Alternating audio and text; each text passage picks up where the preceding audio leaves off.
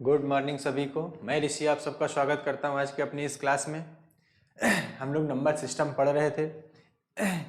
जैसा कि आप लोग देख भी रहे हैं, बोर्ड पे लिखा हुआ है नंबर सिस्टम। और प्राकृतिक संख्याएं, भाज्य, अभाज्य, सम विषम, ये चीज़ें हम लोग पढ़ चुके थे, है ना। तो जिन लोगों ने वो वीडियो नहीं देखा है वो पीछे जा करके उस वीडियो को देख लें, है ना। एक क्रम से ही चलेंगे क्योंकि सारी संख्याएं जानना बहुत जरूरी है। जो थ्योरेटिकल पोर्शन है इसका, कौन सी संख्या कैसे बनती है ना, कहाँ उसका यूज होता है, ये सारी चीजें हम जान लेंगे। सम विषम क्या है, भाज्य अभाज्य क्या है, एक सीक्वेंस से चलते जाएंगे, सारी चीजें हमको पढ़नी है। ठीक, तो आज हम लोग पढ़ने वाले हैं उसके आगे जितना हम लोगों ने कल पढ़ा था। तो आज हम आपको पढ़ाने वाले हैं परिमेय और अपरिमेय संख्याएं, है ना।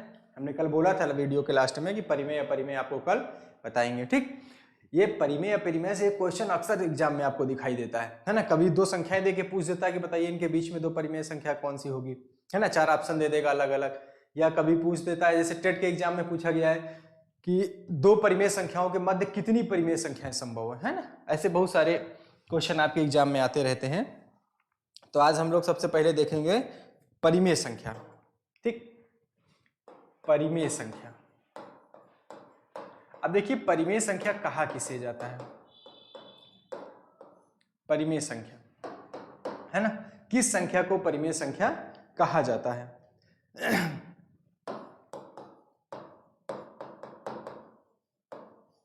Rational numbers.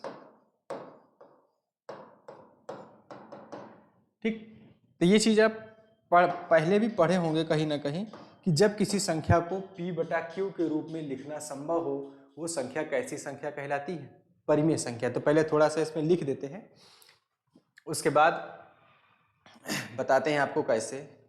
देखिए, जो संख्याएं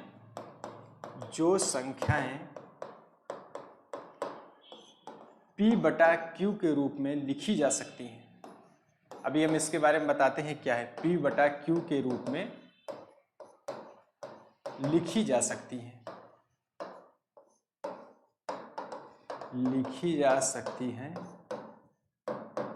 परिमेय संख्याएं कहलाती हैं। परिमेय संख्याएं कहलाती हैं।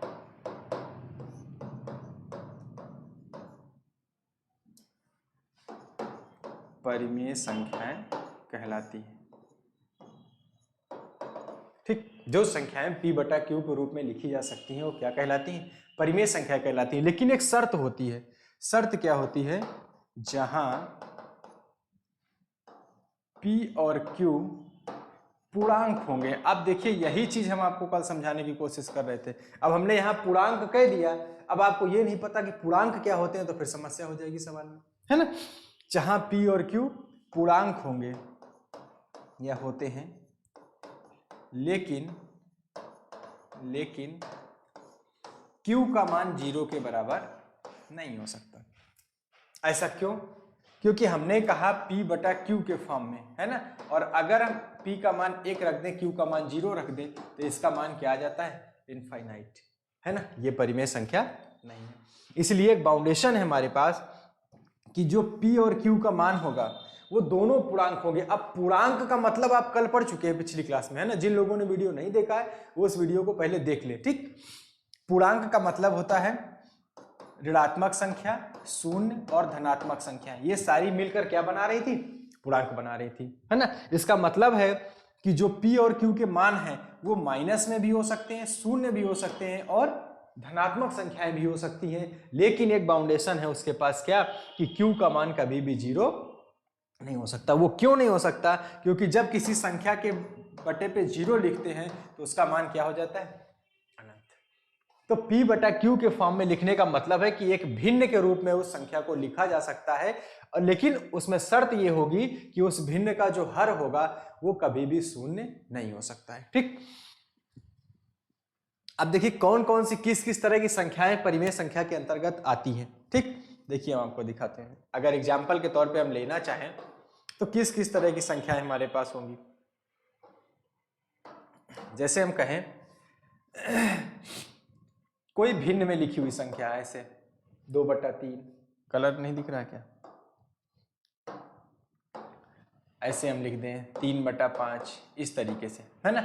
ऐसे भिन्न में लिखी हुई कोई भी संख्या 22/7, पाई का मान ध्यान रखिएगा, बहुत बार एग्जाम में रिपीट होके आया है, कभी पाई को पूछता है, कभी पाई का मान पूछता है,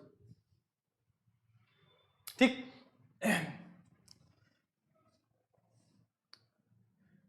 पाई का मान 22/7। तो ऐसे भिन्न में लिखी हुई भी कोई भी संख्या जो होगी वो एक परिमेय संख्या होती है ना।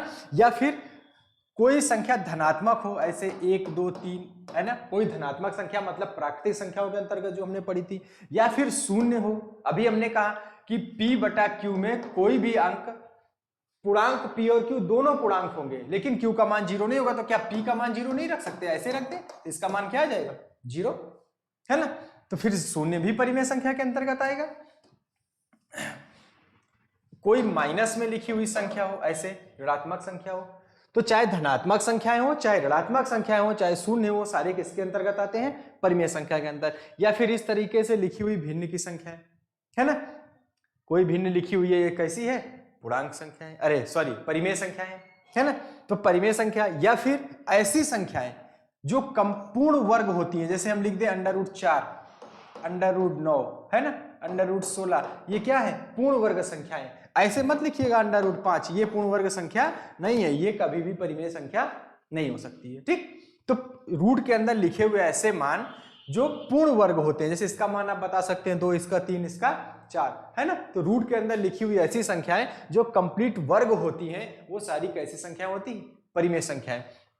तो भिन्न में लिखा हुआ कोई मान हो, या इस तरीके से धनात्मक, ऋणात्मक या शून्य हो कोई भी संख्या, या वर्ग में लिखी हुई, रूट के अंदर लिखी हुई पूर्ण वर्ग संख्या हो, या फिर दशमलव के बाद एक जैसे अंक रिपीट होकर बनने वाली संख्या, जैसे हम लिखते हैं 1.33333 ऐसे डॉट डॉट, ठीक। तो क्या इसमें एक ही अंक बार बार रिपीट नहीं हो रहा दशमलव के बाद, है ना। तो ऐसी संख्याएं भी, जैसे हम लिख दें 1.357 ऐसे डॉट डॉट। तो चाहे एक अंक रिपीट हो, चाहे जितने हो, लेकिन जो भी अंक हो वो बार बार रिपीट हो, है ना। ऐसा ना हो कि 1.53241 ऐसे ना हो, है ना। ये अंक बिना किसी क्रम के अगर हैं तो फिर नहीं हो सकता, इनमें क्रम होना चाहिए। ये एक जैसे अंक, देखो जैसे यहाँ पर एक जैसे अंक बार बार रिपीट हो रहे हैं, देखो यहाँ 3 3 3 3 बार बार आ रहा है, यहाँ 3 5 7 3 5 7 ऐसे रिपीट होता चला जा रहा है ना। तो अगर एक जैसे अंक बार बार आके दशमलव के बाद रिपीट हो रहे हैं, तो ऐसी भी संख्याएं क्या होती हैं, परिमेय संख्या के अंतर्गत आती हैं। या कोई बार में संख्या लिख दी जाए, जैसे हम लिख दें 0.3 का बार, है ना, तो इसका भी मतलब वही होता है, ये भी एक परिमेय संख्या होती है, क्योंकि जब आप बार का चिन्ह हटाएंगे तो नीचे 9 लिखेंगे, 9 लिखेंगे, इसका बार हटाएंगे 3/9 आ जाएगा, मान 1/3, तो ये तो भिन्न के रूप में हो गया, है ना। इसका मतलब ये भी क्या है, एक परिमेय संख्या है। तो परिमेय संख्या कितने तरीके की मिली आपको, भिन्न में लिखी हुई कोई संख्या परिमेय संख्या होगी, या धनात्मक संख्याएं हो, या शून्य हो, या फिर ऋणात्मक संख्याएं हो, ये भी सारी कैसी संख्याएं होंगी, परिमेय संख्याएं होंगी। या रूट के अंदर लिखा हुआ कोई ऐसा मान जो पूर्ण वर्ग संख्याएं हो, वो भी क्या होंगी, परिमेय संख्याएं के अंतर्गत आएंगी। दशमलव के बाद यदि एक जैसे अंक बार बार रिपीट होकर के आ रहे हैं, तो ऐसी संख्याएं भी क्या होती हैं, परिमेय संख्याएं होती हैं।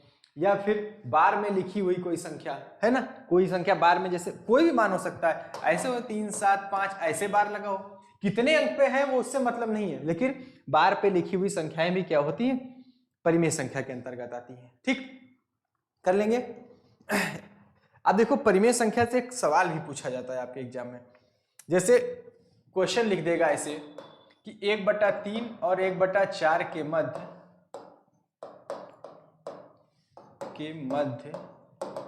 एक परिमेय संख्या बताइए, एक परिमेय संख्या बताइए, है ना। इस तरीके से 4 ऑप्शन दे देता है। उसका सीधा सा मतलब होता है कि एक ऐसी संख्या ऑप्शन से चुन के आपको लानी है जो 1/3 और 1/4 के कहाँ आती हो, बीच में आती हो, है ना। इन दोनों के मध्य में एक परिमेय संख्या चाहिए आपको, है ना। तो ज्यादातर सवाल जो ऑप्शन में मिलते हैं, या तो आपको ऑप्शन से लगाना पड़ता है कि इनकी वैल्यू निकालो, फिर इसकी वैल्यू निकालो, फिर ऑप्शन से देखो किसका मान है, या फिर इन दोनों को जोड़ करके आप 2 से भाग दे दीजिए, तब भी आपको मिल जाता है ना। दोनों को जोड़ के 2 से भाग दे दीजिए। जैसे हम कहें कि 2 संख्याएं हैं a और b, इनके मध्य एक परिमेय संख्या चाहिए आपको, मध्य एक परिमेय संख्या। ठीक, तो आपको कुछ नहीं करना, इन दोनों संख्याओं को जोड़ दीजिए और इनका आधा कर दीजिए, आपको एक परिमेय संख्या मिल जाएगी इनके बीच में। ऐसे सवाल एग्जाम में छोटे छोटे देखने को मिले हैं कि दो संख्याएं दे के उनके बीच में क्या पूछ देता है, एक परिमेय संख्या, जिसको सॉल्व कर लेते हैं। इसका एलसीएम लेंगे 12 आ जाएगा, इधर आएगा 4 + 3/2, ठीक, ये आ जाएगा 7/24। आप इसका मान निकालेंगे तो इन दोनों के बीच में ही आएगा। ठीक, तो परिमेय संख्या जब भी आपसे दो संख्याएं देकर पूछ दे कि इनके मध्य एक परिमेय संख्या बताइए, तो कुछ नहीं करना, दोनों संख्याओं को जोड़कर क्या करो, 2 से भाग दे दो। ठीक, और एक क्वेश्चन इसमें पूछा जाता है, आप लोगों से पूछ देता है, इसको एकदम नोट करके लिखिएगा, है ना। ठीक, नोट करके लिख लीजिएगा कि किन्हीं दी हुई दो परिमेय संख्याओं के मध्य, किन्हीं दी हुई दो परिमेय संख्याओं के मध्य, दो परिमेय संख्याओं के मध्य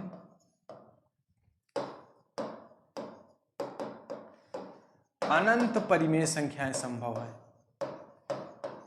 अनंत परिमेय संख्याएं संभव है, ये एग्जाम में डायरेक्ट पूछा गया क्वेश्चन है ना। सीधे सीधे पूछा है कि दो संख्याएं दे देगा या संख्या ना देके सीधे भाषा के फॉर्म में लिख देगा कि किन्हीं दो परिमेय संख्याओं के मध्य कितनी परिमेय संख्या हो सकती है। जैसे हमने अभी लिखा था कि 1/3 और 1/4। अब हम आपसे पूछे कि बताइए कितनी संख्याएं हैं इन दोनों के बीच में जो परिमेय होंगी, तो आप नहीं गिन सकते हैं कितनी संख्याएं परिमेय होंगी इनके बीच में, है ना। कितनी संख्या निकल के आती है इनकी, अनंत। किन्हीं दी हुई दो परिमेय संख्याओं के मध्य अनंत परिमेय संख्याएं संभव हैं। ठीक, तो परिमेय संख्या के अंतर्गत एक बार रिपीट कर लेते हैं, हमने क्या क्या दिया आपको। वे संख्याएं जो p/q के रूप में लिखी जा सकती हैं परिमेय संख्या कहलाती हैं। p और q का पूर्णांक होना जरूरी है। पूर्णांक का मतलब वो संख्या ऋणात्मक भी हो सकती है, वो धनात्मक भी हो सकती है और संख्या शून्य भी हो सकती है। ठीक, इसके बाद हमने कहा कि q के ऊपर एक बाउंडेशन है कि q का मान कभी भी शून्य नहीं हो सकता है। क्यों? क्योंकि वो अगर q का मान शून्य हो गया तो ये मान अनंत हो जाता है। ठीक है, अब आते हैं कि कौन कौन सी संख्याएं परिमेय संख्या के अंतर्गत आती हैं। तो भिन्न में लिखी हुई कोई संख्या आपको मिल जाए परिमेय संख्या होगी, या धनात्मक संख्याएं हो, शून्य हो या ऋणात्मक संख्याएं हो, ये सारी परिमेय संख्याएं होती हैं। रूट के अंदर कोई ऐसा मान लिखा हो जो एक पूर्ण वर्ग संख्या हो, वो भी क्या होता है, एक परिमेय संख्या होती है। या दशमलव के बाद एक जैसे अंक बार बार रिपीट होकर अगर कोई संख्या बन रही है तो वो भी संख्याएं कैसी होती हैं, परिमेय संख्याएं होती हैं। या फिर बार में लिखी हुई संख्याएं भी कैसी होती हैं, परिमेय संख्याएं होती हैं। ठीक, आगे हमने आपको बताया कि कभी भी दो भिन्न के संख्याएं इस तरीके से दे करके, कोई भी दो संख्याएं दे करके आपसे पूछता है कि इनके मध्य में एक परिमेय संख्या बताइए, तो आप दोनों संख्याओं को जोड़ करके 2 से भाग दे दीजिए, आपको उनके बीच में एक परिमेय संख्या मिल जाती है। ठीक, इसके बाद एक क्वेश्चन जो एग्जाम में बार बार और रिपीट होकर आया है वो ये है कि किन्हीं दी हुई दो परिमेय संख्याओं के मध्य कितनी परिमेय संख्याएं संभव हैं। तो किन्हीं भी दो संख्याओं के मध्य अनंत परिमेय संख्याएं हो सकती हैं, है ना। इस चीज को याद रखेंगे, एकदम नोट करके लिख लीजिएगा इसको अलग से। ठीक है, अब चलते हैं आगे, अपरिमेय संख्याएं। ठीक, अपरिमेय संख्याएं,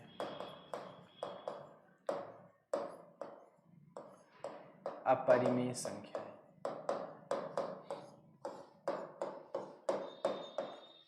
इर्रेशनल नंबर। ठीक, अपरिमेय संख्या। तो इसकी परिभाषा में कुछ नहीं है, जो संख्याएं परिमेय नहीं है या जिनको p/q के फॉर्म में नहीं लिखा जा सकता वो संख्याएं क्या है, अपरिमेय संख्याएं। तो जो संख्याएं परिमेय नहीं है वो संख्याएं कैसी होती हैं, अपरिमेय संख्याएं होती हैं। ठीक, तो अब देखते हैं कौन कौन सी किस किस तरह की संख्याएं अपरिमेय संख्या के अंतर्गत आती हैं। बस हमको ये थोड़ा सा अपने दिमाग में बैठा लेना। जैसे कोई सिंबल हो, जैसे हम कहें पाई, ठीक, या जी का मान रहता है ना, ई का मान रहता है। इस तरीके के जितने भी सिंबल बनते हैं, है ना, जो सिंबल है गिनती के फॉर्म में नहीं है, सिंबल के फॉर्म में आते हैं, वो सारी की सारी संख्याएं क्या होती हैं, अपरिमेय संख्याएं होती हैं। जिसमें से पाई एक ऐसा मान है जो आपसे बार बार पूछा जाता है एग्जाम में। पाई बार बार पूछा जाता है, ध्यान रखिएगा। पाई एक अपरिमेय संख्या है, जबकि पाई का मान 22/7 एक परिमेय संख्या है। ठीक, ये एग्जाम में कई बार रिपीट हो चुकी है ये चीज, इसको नोट करके लिख लीजिएगा। इसके बाद सिंबल के बाद आते हैं रूट में लिखे हुए ऐसे मान जिनकी एग्जैक्ट वैल्यू आप नहीं बता सकते हैं।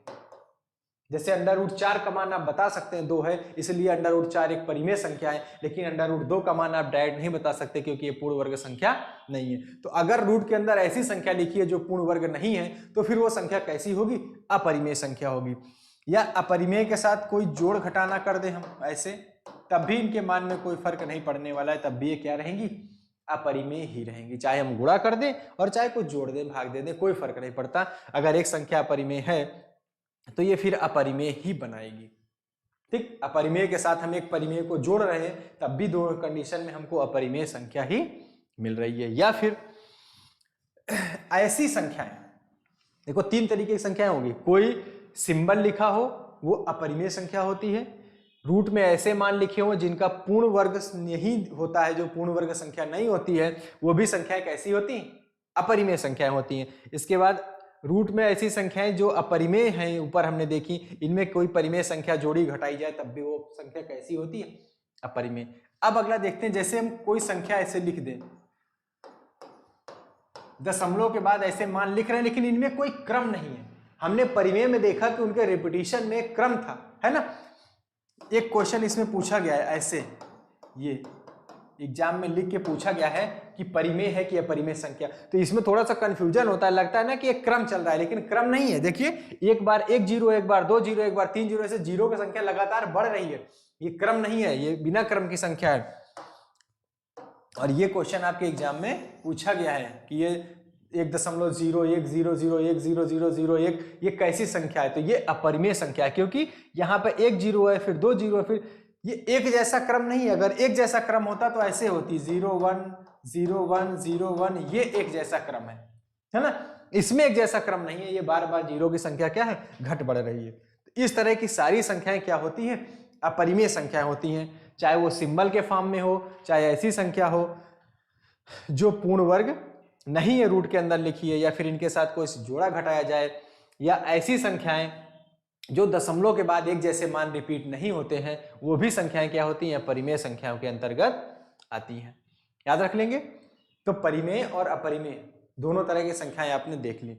अब अगर इन परिमेय और अपरिमेय दोनों को मिला देते हैं, है ना। अभी आप क्वेश्चन के चक्कर में परेशान ना होइए, हो सकता है कुछ लोगों के दिमाग में चल रहा हो ये तो खत्म होने को आ गया, क्या करें, है ना। ये सिर्फ हम आपको नंबर की जानकारी दे रहे हैं, ताकि जब हम सवाल लगाएं, क्वेश्चन सॉल्व करें, तो फिर आपको परिमेय हमें बताना ना पड़े वहां पे रुक करके कि परिमेय संख्या है तो ऐसी होगी, है ना, या पूर्णांक संख्या है तो ऐसी होगी। ये आपकी चीज होनी चाहिए दिमाग पे, है ना, नंबर सिस्टम जब हम पढ़ रहे होंगे। अभी क्वेश्चन नहीं है ये सारे, ये सब एग्जाम्पल के तौर पे हमने एक एक दो दो आपको बता दिए हैं। अब इसके बाद हम एक एक टॉपिक उठा करके नंबर सिस्टम का, कि कभी शून्य की संख्या, कभी इकाई का संख्या, है ना, कभी शेष फल, इस तरीके के बहुत सारे टॉपिक इसके अंतर्गत आपको क्वेश्चन मिलते हैं, वो हम सब करेंगे अभी लास्ट में, ठीक है। उसके लिए परेशान मत होइएगा। तो हमने 2 तरीके की संख्याएं देख ली, एक परिमेय और दूसरी अपरिमेय। अब एक संख्या बचती है वास्तविक संख्या, वास्तविक संख्याएं, ठीक। यहां से एक क्वेश्चन बना है एग्जाम में एक बार, अब देखिए किस तरह बना है। रियल नंबर्स, ठीक, वास्तविक संख्याएं। देखिए होता क्या है, जो वास्तविक संख्याएं हैं ये परिमेय और अपरिमेय के सम्मिलित रूप को कहा जाता है, परिमेय प्लस अपरिमेय, इन दोनों का सम्मिलित रूप क्या कहलाता है? वास्तविक संख्याएं। मतलब परिमेय संख्या और अपरिमेय संख्या दोनों को मिलाकर क्या कहा जाता है? वास्तविक संख्या, रियल नंबर, है ना।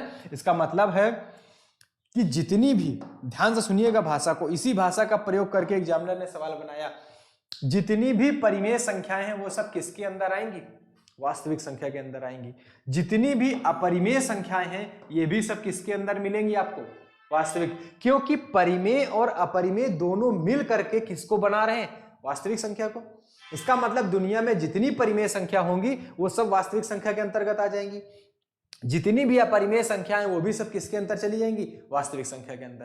क्योंकि जब वास्तविक संख्या बन रही है तो परिमेय और अपरिमेय दोनों मिल जा रहे हैं, है ना। परिमेय और अपरिमेय दोनों मिल रहे हैं, और जब ये मिल जा रहे हैं तो इसी का नाम क्या पड़ जा रहा है? वास्तविक संख्या। ध्यान दीजिएगा, यहीं से एक सवाल बनता है, लिखना बड़ा खतरनाक है हमारा, है ना।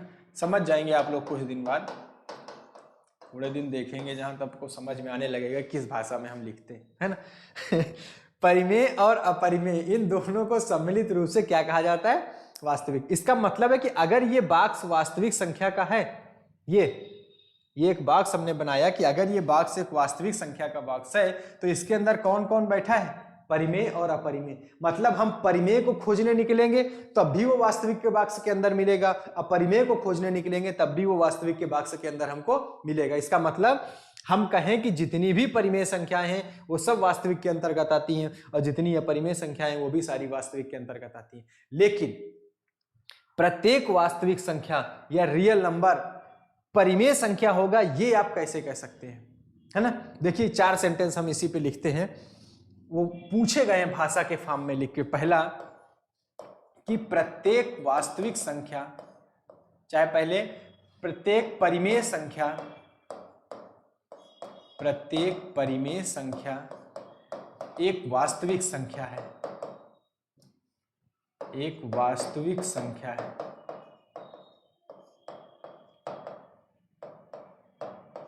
ये आपको बताना है कि सेंटेंस सही लिखा है कि गलत, है ना।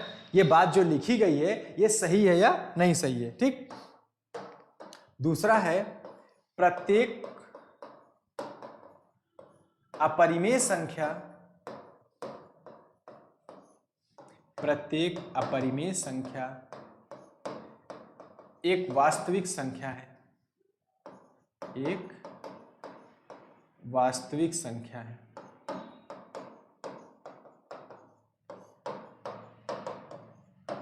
ठीक। तीसरा वाक्य है प्रत्येक वास्तविक संख्या, प्रत्येक वास्तविक संख्या एक परिमेय संख्या है, ठीक। और चौथा है कि प्रत्येक वास्तविक संख्या, प्रत्येक वास्तविक संख्या एक अपरिमेय संख्या है। एक तो हैंड राइटिंग पहले से ही माशाल्लाह थी और मैथ लगाते लगाते और चौपट हो गई हो, है ना।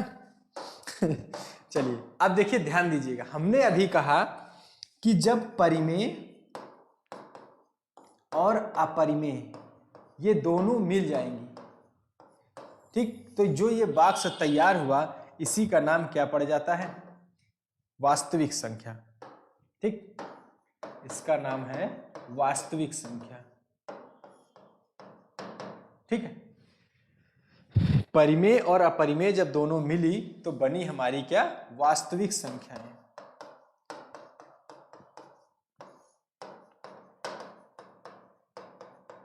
ठीक, वास्तविक संख्या। कुछ न कुछ हर बार गड़बड़ हो जाता है, ठीक है। तो परिमेय और अपरिमेय दोनों मिल करके क्या कहलाती हैं? वास्तविक संख्याएं, ठीक। अब हमने सेंटेंस लिखा कि प्रत्येक परिमेय संख्या एक वास्तविक संख्या है। तो जब आप परिमेय संख्या खोजने निकलेंगे तो कहां बैठी हुई है ये, और ये पूरा बॉक्स किसका है? वास्तविक संख्या का। इसका मतलब प्रत्येक परिमेय संख्या एक वास्तविक संख्या है। ये बात क्या है? सत्य है। याद रखना, ऐसे ही सीधे सेंटेंस लिख के पूछा गया था आपके एग्जाम में। प्रत्येक परिमेय संख्या एक वास्तविक संख्या है। अपरिमेय, तो अपरिमेय को खोजो कहां? ये है, और ये वास्तविक के बॉक्स के अंदर। इसका मतलब जितनी भी है परिमेय सब वास्तविक के डब्बे के अंदर पड़ी है। इसका मतलब ये भी बात सही लिखी है कि प्रत्येक अपरिमेय संख्या भी कैसी संख्या है? वास्तविक संख्या। अब यही बात उल्टा लिख दी गई कि प्रत्येक वास्तविक संख्या एक परिमेय संख्या है। तो जितनी भी वास्तविक संख्याएं ये रखी हैं, अगर हम कहें कि ये जो भी वास्तविक संख्याएं ये रखी हुई हैं इस बॉक्स में, ये सारी परिमेय हैं, क्या बात सही है? नहीं, वहां तो अपरिमेय भी रखी हुई है ना। तो जितनी भी वास्तविक संख्याएं वो परिमेय ही हैं, ऐसा जरूरी नहीं है वो अपरिमेय भी तो हो सकती हैं, है ना। इसलिए ये वाला वाक्य क्या है? गलत लिखा हुआ है। और दूसरा लिखा है प्रत्येक वास्तविक संख्या एक अपरिमेय संख्या है। ऐसा भी नहीं हो सकता कि जितनी वास्तविक है वो सारी अपरिमेय हो जाए, क्योंकि इसके अंदर तो परिमेय भी है ना। तो इस तरह से ये भी वाक्य क्या हो जाएगा? गलत हो जाएगा। तो जितनी भी परिमेय हैं वो वास्तविक हैं, जो अपरिमेय हैं वो भी वास्तविक हैं, लेकिन जितनी वास्तविक हैं वो केवल परिमेय होंगी ऐसा नहीं हो सकता, जितनी वास्तविक हैं वो केवल अपरिमेय होंगी ऐसा भी नहीं हो सकता। वो दोनों तरह की संख्याएं होती हैं, वो परिमेय भी होती हैं और अपरिमेय भी होती हैं। ठीक, समझ गए इस चीज को? तो एक मिनट पीछे बैक करके जाते हैं, फिर से इसको रिपीट कर लेते हैं एक बार। अपरिमेय को अपरिमेय संख्याएं है ना, तो कोई भी सिंबल हो, पाई पे विशेष गौर करिएगा, ये बार बार एग्जाम में रिपीट होकर के आता है कि पाई क्या है ना, तो पाई एक अपरिमेय संख्या है। ठीक, तो जितने भी सिंबल हैं या रूट के अंदर लिखे हुए ऐसे मान जो एग्जैक्ट या पूर्ण वर्ग नहीं होते हैं, या फिर इनके साथ कोई गुणा जोड़ घटाना गुणा भाग किया जाए, या दशमलव के बाद ऐसे अंक जो बार बार एक जैसे रिपीट नहीं होते हैं, वो सारी संख्याएं अपरिमेय होती हैं। ठीक, कर लेंगे। इसके बाद हमने कहा कि परिमेय और अपरिमेय मिलकर वास्तविक संख्याएं बनाती हैं, और ये 4 वाक्य आपके पास हैं जो आपको एकदम याद होने चाहिए, चाहे स्क्रीनशॉट ले लीजिए चाहे नोट कर लीजिए कि प्रत्येक परिमेय संख्या वास्तविक होती है, सही है, प्रत्येक अपरिमेय संख्या वास्तविक होती है, सही है, लेकिन प्रत्येक वास्तविक संख्या परिमेय होगी ये बात गलत है, या फिर प्रत्येक वास्तविक संख्या सिर्फ अपरिमेय होगी ये भी बात क्या है, गलत लिखी हुई। ठीक, कंफर्म हो गया इतना?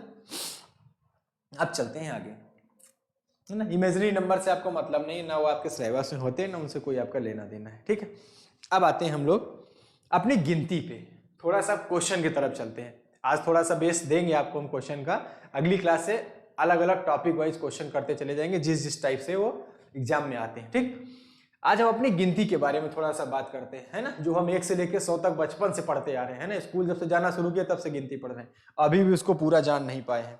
ठीक है, आते हैं। क्वेश्चन है हमारा कि 1 से 100 तक की गिनती लिखते समय,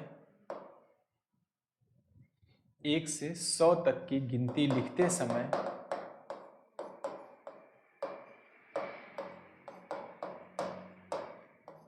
दो का प्रयोग कितनी बार होता है? 2 का प्रयोग कितनी बार होता है?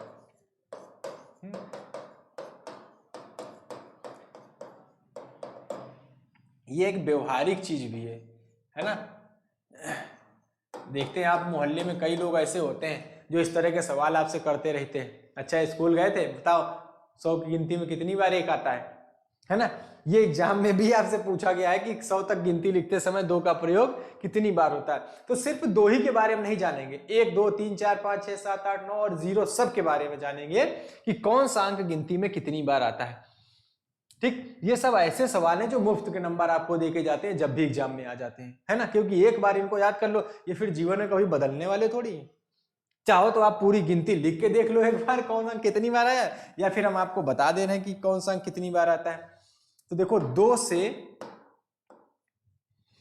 से लेकर के 2 से 9 तक, 2 से 9 तक कहने का मतलब है कि 2 3 4 5 6 7 8 और 9 ये सारे अंक, है ना।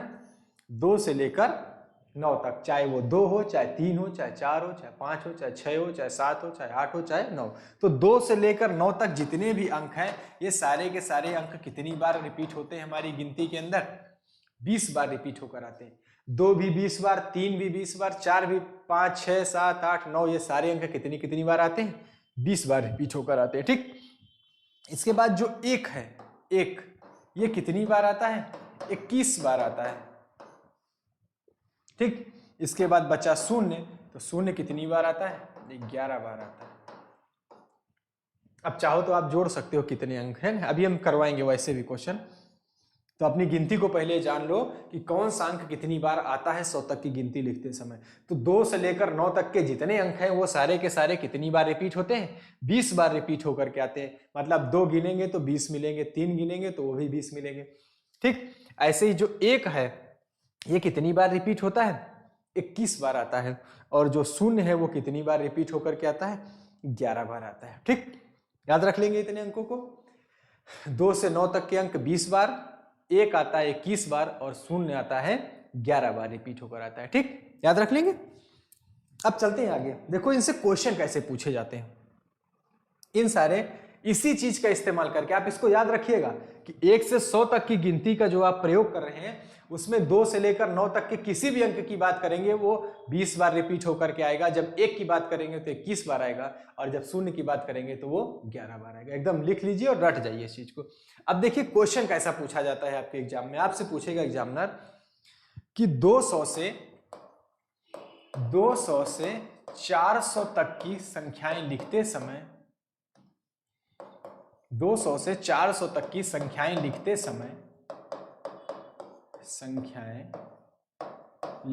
समय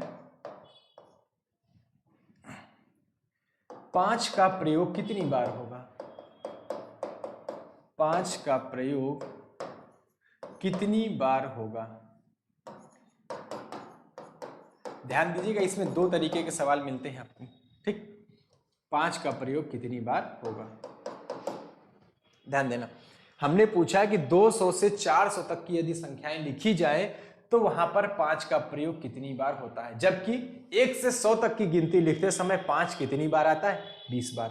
ठीक, अब ध्यान दीजिएगा कैसे निकालते हैं हम इसको, ये ध्यान दीजिएगा, है ना। वैसे कहीं तक का भी पूछे आप निकाल लेंगे आसानी से। अगर हम कहें कि 1 2 3 ऐसे डाट डाट करते चले जाए हम कहां तक? 99 तक। 1 से लेकर 99 तक की गिनती हमने लिख दी। ठीक, अब 100 में तो 5 होता नहीं, 1 होता है, 2 जीरो होते हैं, है ना। तो 100 को हमने छोड़ दिया, 100 से हमें मतलब नहीं। हमने लिखा कि अगर गिनती 1 से 99 तक होती तो 5 कितनी बार आता? यहां पर 20 बार आता। ये आप अभी पढ़ चुके हैं। ठीक, कि अगर हम 1 से लेकर 100 तक की गिनती लिखते हैं तो 5 का प्रयोग कितनी बार होता है? 20 बार अंक आता है 5 का, है ना। हमसे पूछा गया कि 200 से लेकर 400 तक की गिनती लिखते समय या संख्याएं लिखते समय 5 का प्रयोग कितनी बार होगा। तो ये तो हमारा बेस है, इसको हम बेस में लेके चलेंगे। ये क्वेश्चन में नहीं है, क्योंकि क्वेश्चन में कहां से पूछा है? 200 से। ठीक, अब देखो इसको हम निकालेंगे कैसे। हमने कहा कि अगर आपको 200 चाहिए तो इसके आगे एक 2 लगा दिए, जैसे 0 1 2 202 203 ऐसे चलते चले गए और कहां पहुंच गए? 299 पे। जब हमने इन संख्याओं के आगे एक 2 लगाया, कुछ परिवर्तन नया नहीं हुआ है, सिर्फ सबके आगे एक 2 लिखा है, तो हमसे तो पूछा गया था 5 का प्रयोग, हमने सिर्फ क्या एक्स्ट्रा लिखा है? 2। क्या 5 के मान में कोई फर्क पड़ा? नहीं पड़ा। 5 अभी भी कितनी बार आया है? 20 बार ही आया है। ठीक, अब एक हमें संख्या मिलेगी क्या? 300। इसको छोड़ दो यहीं पे, 300 के अंदर भी 5 नहीं है, इसको छोड़ देते हैं। फिर हम इसी गिनती के आगे 1 2 3 4 5 जो 99 तक लिखा है इसके आगे एक 3 लिखते हैं। ठीक, तो आएगा कितना? 301 302 302 303 ऐसे चलता जाएगा और ये आ जाएगा 399। क्या आप 5 की संख्या में कोई फर्क पड़ा? जब 1 से 99 तक थे तो 20 5 थे, तो हमने इन सबके आगे एक 3 लिख दिया ऐसे। तो क्या 3 लिखने से 5 के मान में कोई फर्क पड़ा? नहीं, हमने तो केवल इसके आगे 3 लिखा है एक्स्ट्रा, है ना। तो अभी भी 5 के मान में कोई फर्क नहीं पड़ा और अभी भी 5 कितनी बार आ रहा है? 20 बार। मतलब 200 से 299 तक और 301 से लेकर 399 तक 20 बार ही आ रहा है। अब अगली संख्या हमें क्या मिल जाएगी? 400। क्या 400 के अंदर एक भी 5 आया? नहीं आया। तो बस हम इन्हीं दोनों को जोड़ देंगे, हमें पता चल गया कि कितनी बार 5 का प्रयोग हुआ है? 40 बार। अगर आप 200 से 400 तक की गिनती लिख रहे हैं तो 5 का अंक कितनी बार प्रयोग में आएगा? वहां पर 40 बार प्रयोग में आएगा। ठीक, एक क्वेश्चन और इसी तरह का कर लेते हैं हम लोग, है ना। फिर देखते हैं।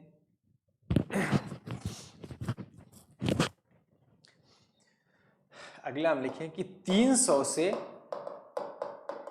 500 तक की गिनती लिखते समय 6 का प्रयोग कितनी बार होगा? 6 का प्रयोग कितनी बार होगा? ठीक, इस पे आते हैं कि अगर 300 से 500 तक की गिनती लिखें तो 6 अंक कितनी बार आएगा। ठीक, फिर हम वही करेंगे।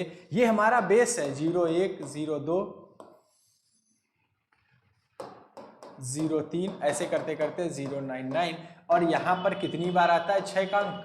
20 बार आता है। ठीक, ये हमारा बेस है। इससे हमें निकालना नहीं है, निकालना तो हमें 300 से लेकर कहां तक का है? 500 तक का। अब हम इसी के आगे क्या लिख देते हैं? 3 लिख देते हैं ऐसे, तो ये क्या बनेगा? 301, 302, 303। तो हमने क्या एक्स्ट्रा लिखा है? इस वाले जो सीरीज लिखी थी इसमें हमने सबके आगे एक 3 लिख दिया, तो संख्या किसकी बदली? केवल 3 की। 5, 6 के मान में तो कोई परिवर्तन नहीं हुआ। इसका मतलब अभी भी 6 कितनी बार आ रहा है? यहां पर 20 बार ही आ रहा है। ठीक, अब आते हैं 400।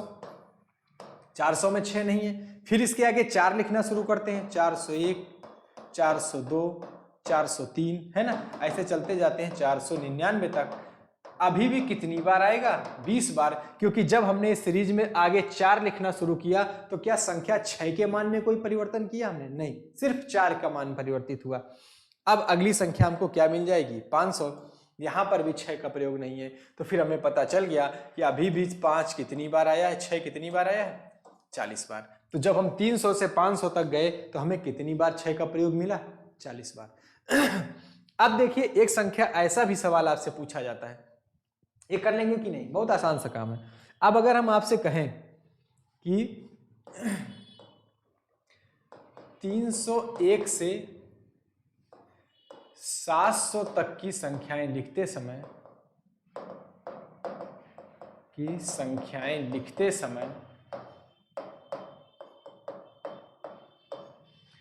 6 का प्रयोग कितनी बार होगा?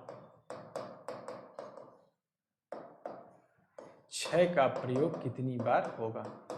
अब ध्यान दीजिएगा, अब 600 वाली जो लाइन है, 601, 602, 603, वो भी इसके साथ शामिल हो गई।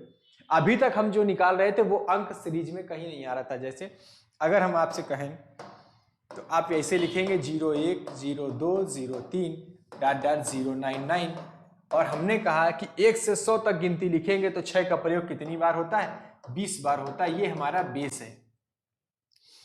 अब इसी पे हम संख्याएं लिखना शुरू करते हैं। अब हम इसके आगे एक 3 लगाते हैं, क्योंकि हमें कहां से चलना है? 300 से लेकर 700 तक। 301, तो हमने यहां 3 लिखा तो बना 301, 302, 303, और डॉट डॉट कहां पहुंच गए हम? 399। तो यहां पे कितनी बार आएगा? 20 बार। कोई परिवर्तन नहीं है उसके मान में, क्योंकि इसके आगे हमने सिर्फ क्या लगाया है? 3 लगाया है, और 3 लगाने से यहां पर 6 के मान में कोई परिवर्तन आने वाला नहीं है। ये हमारा बेस है, इसी के दम पे हम आगे बढ़ रहे हैं। ठीक, फिर आगे चलते हैं। फिर हमने क्या किया? 399 तक पहुंचे, 400 यहां लिख देते हैं। अब इसके आगे 4 लगाना शुरू कर देते हैं ऐसे, 401, 402, 403, ठीक, ऐसे, और कहां तक जाते हैं? 499 तक। क्या अभी 6 के मान में कोई फर्क पड़ा? नहीं, हमने सिर्फ कौन सा अंक एक्स्ट्रा लिखा है इसके आगे? 4। इसका मतलब अभी भी इसका प्रयोग कितनी बार हो रहा है? 20 बार। ठीक, 499 के बाद आएगा 500। ठीक, फिर यहाँ 5 लगाते हैं तो आएगा 501, 502, 503, ऐसे चलते जाएंगे तो आएगा 599। क्या अभी भी इसके मान में कोई फर्क पड़ा? नहीं पड़ा, क्योंकि हमें 6 चाहिए। यहां तो हमने केवल 5 लिखा है इस वाली सीरीज के आगे, कोई परिवर्तन नहीं। अब आते हैं 600 पे। फिर यहां 6 लगाएंगे तो आएगा 601, 602,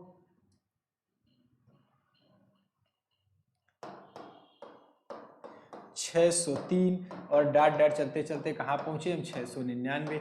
अब आपको ध्यान देना होगा, क्योंकि अब पहला वाला अंक जो हमने लिखा यहां पर, ये 6 एक एक्स्ट्रा हो गया है ना। अभी तक इस वाली सीरीज में जब हम कोई अंक लगा रहे थे तो वो अंक 6 से मैच नहीं कर रहा था, तो इसके मान में कोई परिवर्तन नहीं आ रहा था। अब देखिए, प्रत्येक संख्या के आगे एक 6 बढ़ गया, और ये गिनती कितनी है? 1 से लेकर के कहां तक है? 99 तक। तो कितने 6 हमने एक्स्ट्रा लिख दिए? 99, और एक 6 600 के अंदर लिखा हुआ है, तो टोटल कितने बढ़ गए? 100। तो 100 तो ये बढ़ गए। क्यों? क्योंकि हमने प्रत्येक संख्या के आगे ऐसे 1 लिखना शुरू कर दिया है। 601, 602, 603, तो ये वाले 6 जो हैं ये कितने बढ़ गए? 100। और अगर अपनी सीरीज की बात करें जो 1 2 3 99 लिखी हुई है उसके अंदर कितनी बार आ रहा है पहले से? 20 बार।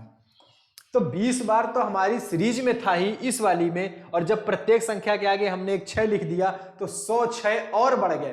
तो जो अंक आपसे पूछा गया है, जो अंक आपसे पूछा गया है वो अगर पहले स्थान पर आना शुरू कर दे यहां पर, तो फिर हमें डायरेक्ट कितने की वृद्धि कर देनी होती है? 100 की। 20 तो पहले से थे उस सीरीज में, 100 और बढ़ गए। अब हम 699 के बाद कहां पहुंच गए? 700 में, और यहीं से हमारा सवाल समाप्त हो गया। तो हमें कितने मिल गए?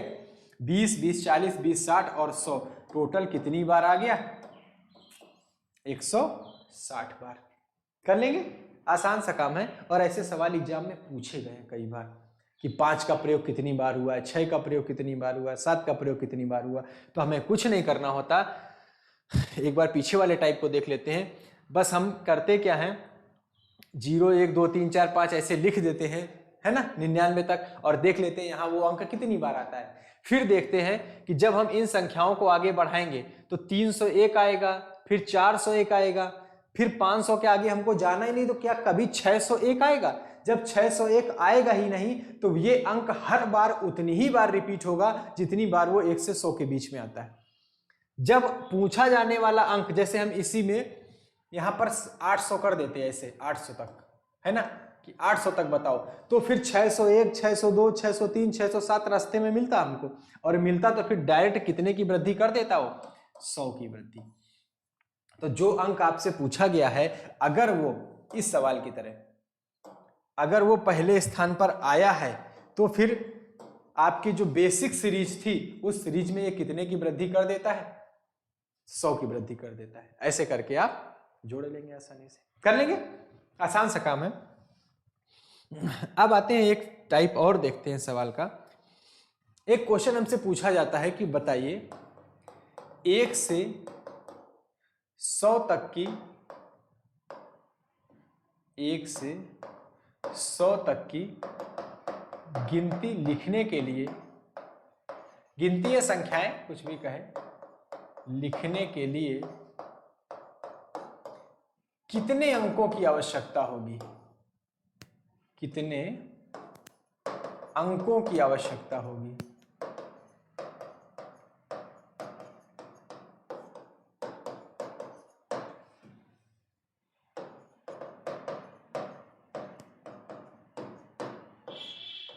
ठीक, मतलब वो अभी हमसे ये पूछा कि कौन सा अंक कितनी बार आता है। अब हमसे वो ये जानना चाह रहा है कि अगर हम 100 तक गिनती लिखें, जैसे हम एक एग्जाम्पल के तौर पे आपको दिखा देते हैं, जैसे हमने लिखा 1 2 3 4 5 6 7 8 9 10 11 12, हमने 1 से 12 तक की गिनती लिखी। अब हम आपसे पूछें कि इस गिनती को लिखने के लिए कितने अंक चाहिए होंगे, तो 1 2 3 4 5 6 7 8 9 10 11 12 13 14 15। इसका मतलब इस गिनती को लिखने के लिए हमें कितने अंकों की आवश्यकता थी?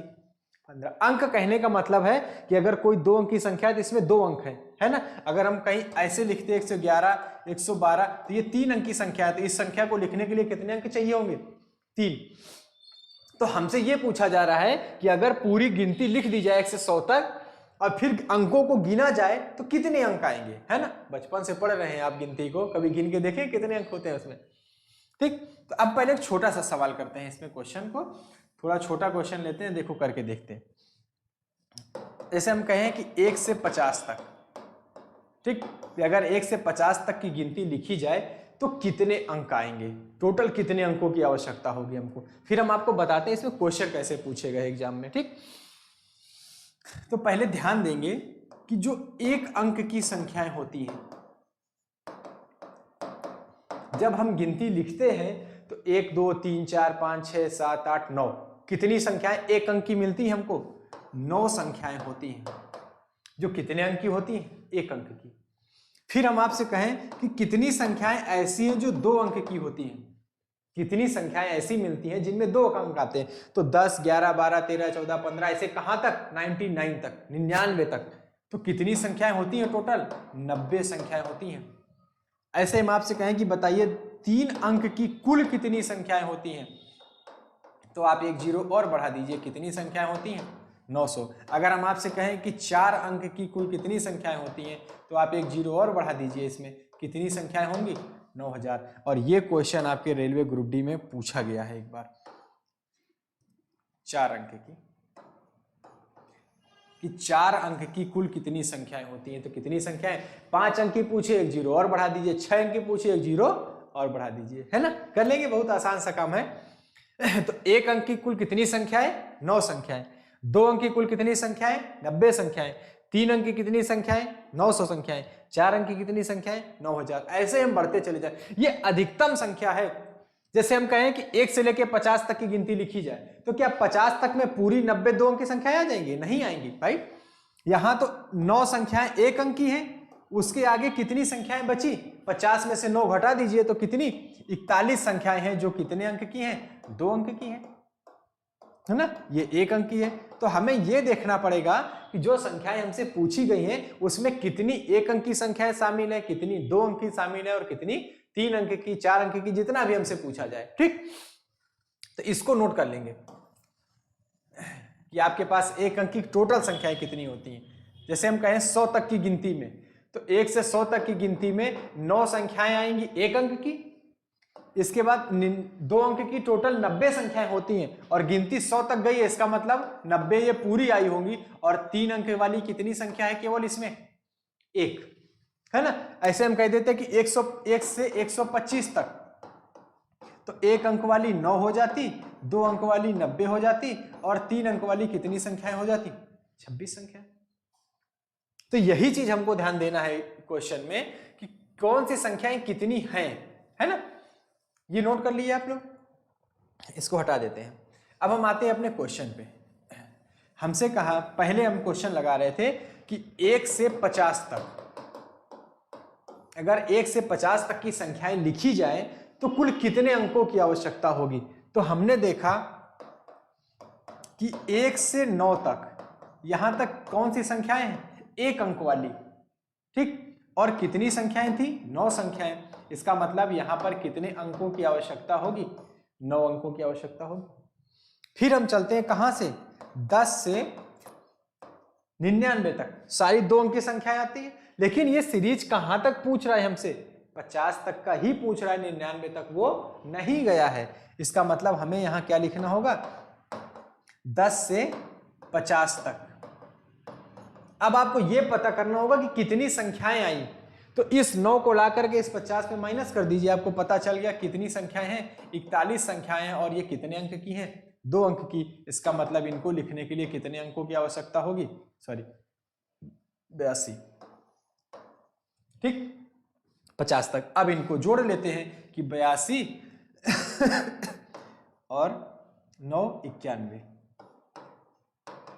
इसका मतलब है कि अगर आप 1 से लेकर 50 तक की गिनती लिख रहे हैं तो आपके पास टोटल कितने अंक होने चाहिए? 91, 91 अंकों की आपको जरूरत होती है। ठीक, अब आते हैं अपने क्वेश्चन पे जो हमने पहले लिखा हुआ था। ठीक, अब यहां पे क्या है? सबसे पहले हम देखेंगे कि 1 से 100 तक, 1 से 100 तक, सॉरी 1 से 9 तक 1 अंक वाली, किसको हमने अलग किया?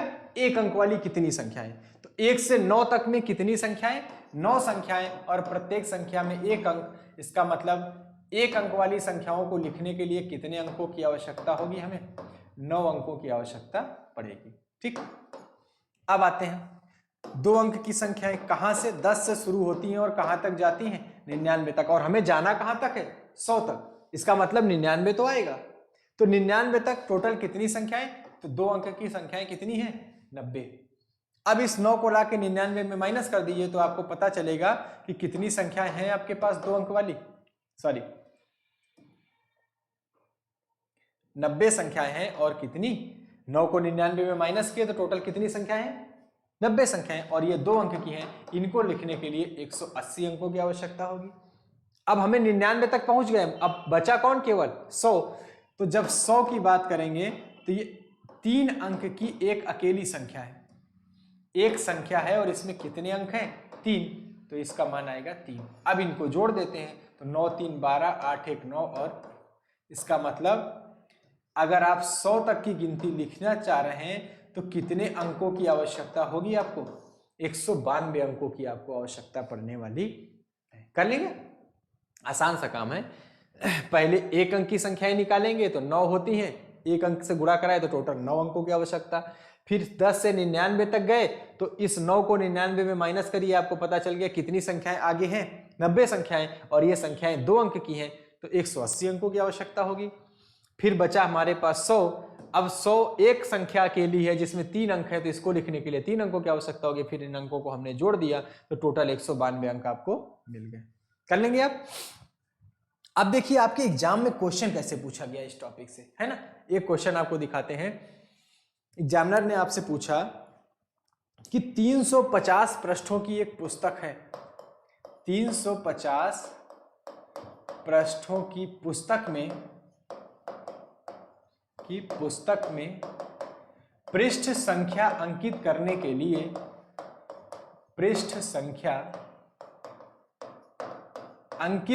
के लिए कितने अंकों की आवश्यकता होगी?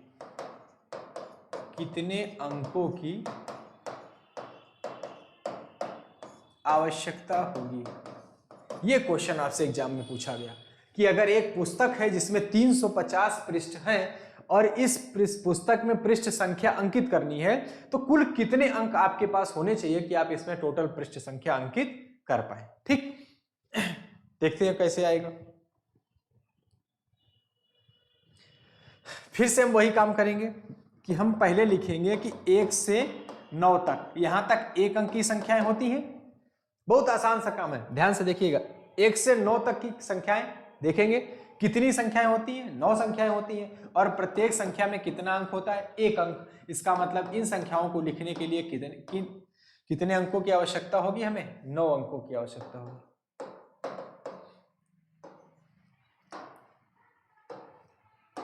यहां पर अंक लिख रहे हैं, ठीक। इसके बाद आते हैं, फिर हमने कहा 9 तक पहुंच गए। अब कहां से आएंगे? 10 से लेकर 2 अंक की संख्या कहां तक मिलती है? 99 तक। तो हम आएंगे 99 तक, क्योंकि हमें जाना कहां है? 350 तक पहुंचना है। तो 99 तक की बात करेंगे तो टोटल इस 9 को 99 में माइनस करो, कितने संख्याएं हैं? 90 संख्याएं। आपको अपने आप नहीं निकालना है, बस इस 9 को लाके 99 माइनस कर दो, कितनी संख्याएं हैं? 90 संख्याएं। और हमने 2 अंक की संख्याएं लिखी हैं, 10 और 99 2 अंक की संख्याएं। तो फिर इसमें 2 से गुणा करा देंगे तो कितने अंकों की आवश्यकता होगी? 180। फिर आगे चलते हैं, क्योंकि हमें जाना कहां है? 350 तक जाना है हमें। अब आते हैं 3 अंक की संख्याओं में। तो 100 से कहां तक? 999 तक 3 अंक की संख्याएं होती हैं, लेकिन हमें 999 तक नहीं जाना, हमें कहां तक जाना है? 350 तक। तो फिर हम 999 यहां नहीं लिख पाएंगे, हमें क्या लिखना होगा? 350 तक। ठीक, अब 350 तक में कितनी संख्याएं हैं ये जानना है। तो इस 99 को ला करके इस 350 में क्या करो? माइनस कर दो। जैसे इस 9 को 99 में माइनस किए तो 90 संख्याएं मिली, वैसे 99 को 350 में माइनस कर दो तो पता चल जाएगा कि कितनी संख्याएं? 251, 251। और ये सारी संख्याएं कैसी हैं? 3 अंक की हैं। तो जब 3 से गुणा कराएंगे तो 3 5 दिया 15, 3 दूना 6 और 1 7। हो गया कंप्लीट 350 तक। अब इनको जोड़ देते हैं तो 9 और 3 12, 8 और 5 13, 1 14, 7 1 8 और 1 9। इसका मतलब कितने अंकों की आवश्यकता होगी आपको? अगर 350 पृष्ठों की एक पुस्तक में पृष्ठ संख्या आप अंकित कर रहे हैं तो आपको टोटल 942 अंकों की जरूरत पड़ने वाली है। ठीक, एक बार और देख लीजिए। पहले हमने 1 अंक की संख्याएं निकाली, 1 से गुणा कराया 9 अंक मिले। फिर हमने 10 से 99 तक 2 अंक की संख्याएं निकाली, 2 से गुणा किए तो 180 अंक मिल गए हमें। फिर हमने 100 से कहां तक जाना था? 350 तक। तो 251 संख्याएं, 99 को 350 में घटा दिए। 251 संख्याएं कितने अंकों की हैं? सारी संख्याएं 3 अंकों की। तो 753 अंक सबको जोड़ दिए तो पता चल गया कि अगर 350 पृष्ठों की एक पुस्तक है और उसमें 1 से लेकर 350 तक पृष्ठ अंकित करने हैं तो हमें कितने अंकों की जरूरत पड़ने वाली है? 942 अंकों की। एक क्वेश्चन और इसी में देख लीजिए अंतिम।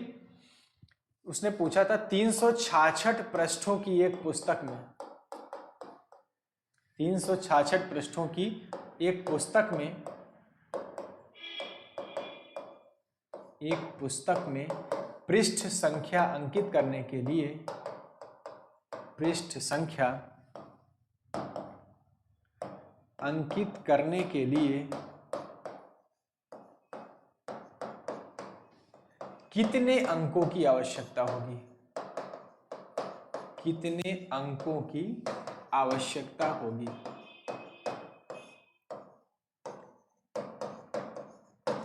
किसी को यदि कोई समस्या हो या कोई चीज ना समझ में आ रही तो आप कमेंट करके बता दीजिएगा, हम इस चीज को दोबारा भी रिपीट कर देंगे, या आपको जैसे भी हमारे पास कोई तरीका होगा जिस माध्यम से हम आपको दे पाएंगे तो आपको हम पहुंचा देंगे। ठीक है, कोई भी समस्या हो किसी भी क्वेश्चन में या कोई चीज ना समझ में आ रही हो, आप दोबारा उस चीज को जानना चाह रहे हैं तो हम बता देंगे आपको। ठीक है, कमेंट में जरूर किया करिए, जब भी आप देखा करिए, जो समस्या आपके पास हो आप कमेंट में लिख करके तुरंत हमको दीजिए। ठीक है, वीडियो को लाइक भी कर दिया करो, शेयर करते रहा करो, जितने ज्यादा लोग आपके पास हो सबको शेयर करिए, सबको पढ़ने का मौका मिलेगा, है ना, सबको पढ़िए। तो 366 प्रश्नों की एक पुस्तक है। अब इसमें पृष्ठ संख्या अंकित करनी है। ठीक, तो फिर से हम वही काम करेंगे कि कहां से चलेंगे, 1 से चलेंगे और 9 तक जाएंगे। क्यों? क्योंकि 9 तक जाकर के 1 अंक की संख्याएं समाप्त हो जाती हैं। तो टोटल कितनी संख्याएं हैं? 9 संख्याएं, और प्रत्येक संख्या में 1 अंक। इसका मतलब इनको लिखने के लिए कितने अंकों की आवश्यकता हुई? हमें 9 अंकों की आवश्यकता हुई। अंक यहां पे लिख रहे हैं। ठीक, फिर आगे चलिए, तो हम कहां पहुंचे? 10 में, और 10 से लेकर कहां तक जाना है? 2 अंक की संख्याएं कहां तक होती हैं? 99 तक। हमें जाना 366 तक है, तो 99 तक 2 अंक की संख्या मिली। अब यहीं पे रुक गए क्योंकि यहां से 2 अंक की संख्या समाप्त हो रही है। इस 9 को ला करके इस 99 में माइनस करो, कितनी संख्याएं बची? 90। और ये सारी संख्याएं कितने अंक की हैं? 2 अंक की। 2 से गुणा करा देंगे तो कितना मिल जाएगा? 180 अंक। फिर आगे चलते हैं, 99 के बाद 100 आएगा जो 3 अंक का होगा, और ये कहां तक जाती है? 999 तक। लेकिन हमें कहां तक जाना है? 366 तक। इसका मतलब 999 हम यहां पर नहीं लिखेंगे, हमें सिर्फ कहां तक जाना होगा? 366 तक, 366। अब इस 99 को लाकर 366 में माइनस कर दो तो पता चल जाएगा कि कितनी संख्याएं हैं? 267। और ये सारी संख्याएं कितने अंकों की हैं? 3 अंकों की हैं। तो 3 से गुणा करा दो, तो 7 त्रिका 21, 2 18, 2 20, 3 दूना 6 और 2 8। जोड़ दो इसको, 9 1 10, 8 और 1 9, 9 1 10। इसका मतलब कितने अंकों की आवश्यकता हुई आपको? 990 अंकों की आवश्यकता हुई। अगर 366 प्रश्नों की एक पुस्तक में पृष्ठ संख्या अंकित करनी है तो हमें कितने अंकों की जरूरत पड़ने वाली है? 990 अंकों की आवश्यकता पड़ने वाली है। ठीक, कर लेंगे इस चीज को, आसान सा काम है, करके देखिएगा 2-4 क्वेश्चन। ठीक है, एक क्वेश्चन और आप देख लीजिए इसमें, जो आपके एग्जाम में पूछा गया क्वेश्चन है, थोड़ा सा घात के फॉर्म में सवाल क्वेश्चन को लिख के पूछा था। इसे पूछा था 4 की पावर 9 गुणे 5 की पावर 17 में कितने अंक हैं?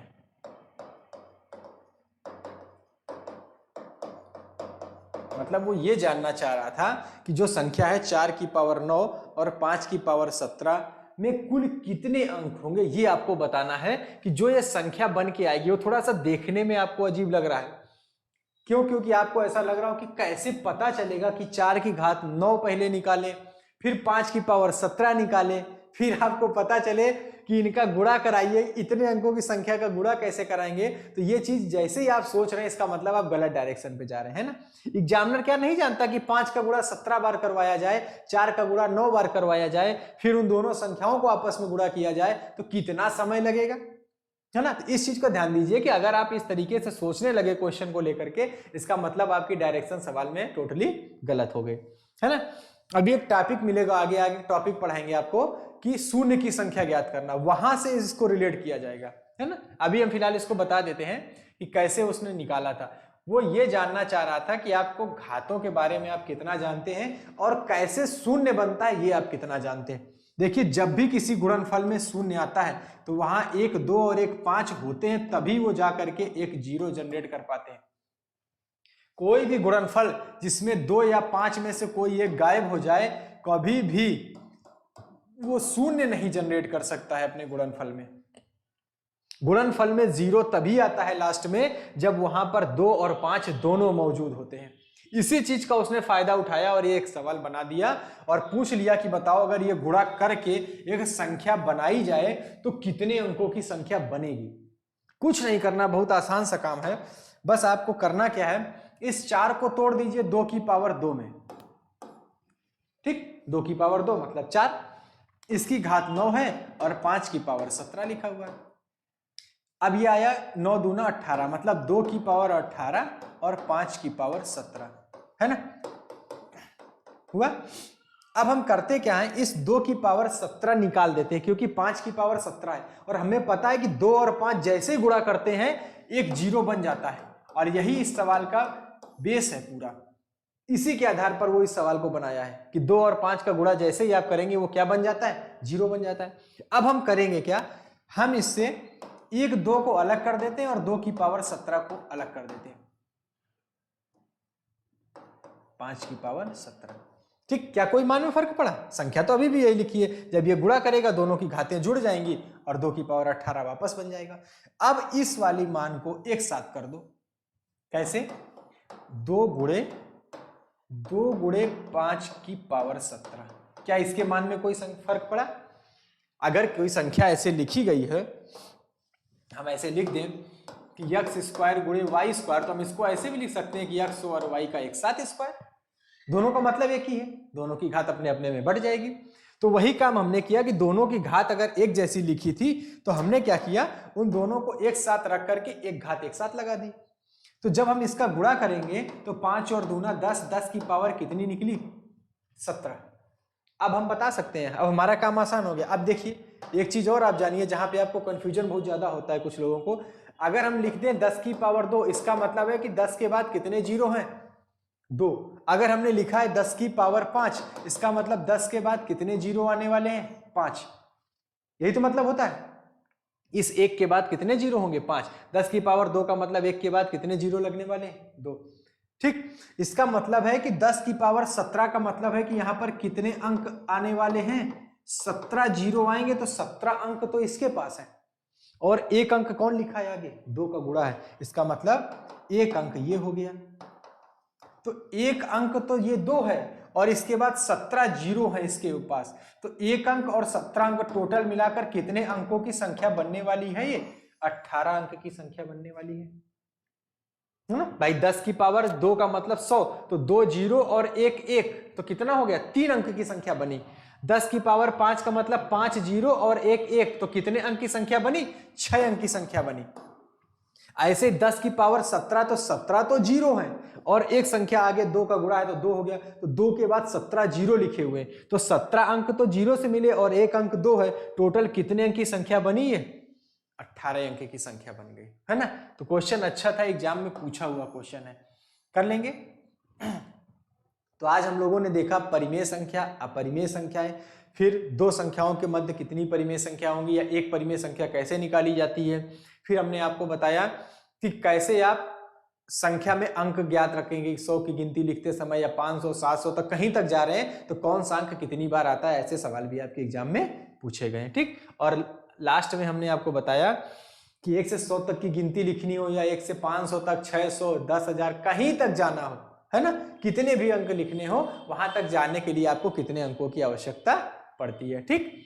और एक क्वेश्चन आपका ये था कि 4 की पावर 9 गुणे 5 की पावर 17 में कितने अंक होंगे, अगर इस संख्या को लिखा जाए तो इस गुणनफल में कितने अंक की संख्या निकल के आएगी, तो आपको कितने अंक की संख्या मिल गई, 18 अंकों की, ठीक। इस वीडियो में हम लोग इतना ही देखेंगे। अब आगे हम एक एक टॉपिक शुरू करेंगे, आपको जिस हिसाब से हमें सही लगेगा, कभी शून्य की संख्या, है ना, अलग अलग टॉपिक, इकाई का अंक निकालना, सारा कुछ आपको हम पढ़ाएंगे इस वीडियो में, ठीक है। इस वीडियो में इतना ही रखेंगे। वीडियो को लाइक जरूर किया करिए, जो आपके दोस्त मित्र हैं उनको शेयर करिए, चैनल को सब्सक्राइब करिए। कुछ लोग व्हाट्सएप पे मैसेज कर रहे थे कि सर जी वीडियो नहीं मिल रहा है ना, तो चैनल को सब्सक्राइब करके नोटिफिकेशन ऑन कर दीजिए, जब भी हम वीडियो अपलोड करेंगे आप लोगों को वीडियो आसानी से मिल जाएगा। या फिर साइंस प्लैनेट बायोलॉजी करके जो चैनल है उस पर आप जाकर वीडियो को देख सकते हैं ना, लिंक लेके। तो जैसे भी हो आपको शेयर कर दीजिए, जो समस्या हो कमेंट करके जरूर लिख दिया करिए कि आपको क्या और चाहिए, कैसे चाहिए, और व्यवस्थाएं हम आप लोगों के लिए कर रहे हैं। देखिए हो सकता है जल्दी ऐप की व्यवस्था करें तो आपको ऐप पे लाइव पढ़ाया जाएगा, है ना, तो कमेंट करके बता दिया करिए। किसी को अगर लाइव क्लास चाहिए तो थोड़ा सा मोटिवेशन मिलता है आप लोगों के लिए कि अगर लाइव क्लास की डिमांड आप लोग करेंगे तो लाइव क्लास की व्यवस्था धीरे धीरे हम करेंगे, है ना, ठीक है। तो इस वीडियो को देखिएगा, लाइक करिएगा और समझिएगा, नोट्स जरूर बनाया करिए, लिखा करिए अपने हाथ से चीजों को। इतना नहीं कि बस स्क्रीनशॉट लेके रख लिए, जब जरूरत पड़ी खोल के देख लिए, ऐसा नहीं होता है। मैथ ऐसा सब्जेक्ट है कि आपका पेन जितनी जल्दी खत्म होगा, मैथ आपको उतनी तेजी से आएगी। अगर आप पेन नहीं खत्म हो रहा, 1 महीने पहले खरीदे अभी तक रखे, इसका मतलब मैथ आपको आने वाली नहीं है। आप बस ऐसे किताब की तरह उसको देखते रहिए, कुछ नहीं होने वाला है ना। तो लिखा जरूर करिए, एक नोट्स बनाया करिए क्वेश्चन। अब हम आगे आपको थ्योरी पढ़ा दिए, जो भी अंकों का ज्ञान हमको देना था हम आपको दे दिए। अब इसका प्रयोग करेंगे और आगे और चीजें नई नई सीखेंगे, है ना। अब क्वेश्चन अगले क्लास से हम करना शुरू करेंगे, ठीक है। तो इस वीडियो में इतना ही, थैंक यू।